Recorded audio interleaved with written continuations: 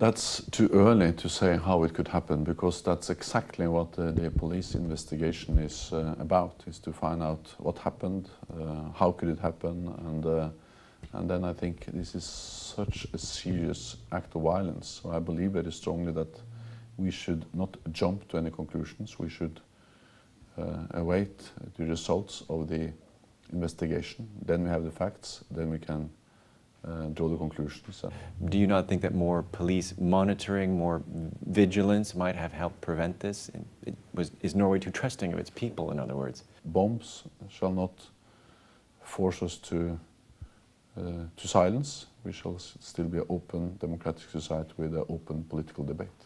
Do you think the problem in the West might have been security agencies focusing too much on what they call the Islamist threat, rather than looking at acts of political violence by the extreme right?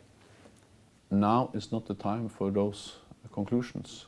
Now is the time for care, for comfort, for support of those who have lost their loved ones. This was more than an attack on Norwegian citizens. It was an attack on people who worked closely with you, who knew you, people in your office, people in the youth movement of your Labour Party. How has this affected you personally? How are you dealing with it?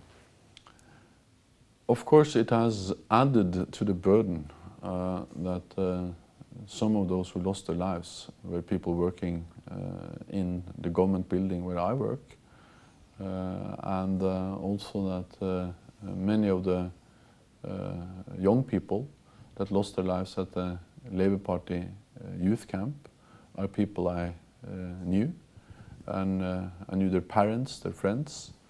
And this youth camp is a national youth camp that takes place every year. I myself have participated every summer since 1974.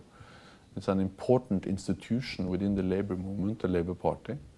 And it's a place where generations of young politicians have learned politics, have discussed, have been educated, and it's a great expression of democracy. And now suddenly this is the place where we have seen the most brutal expression of violence in Norway since the Second World War.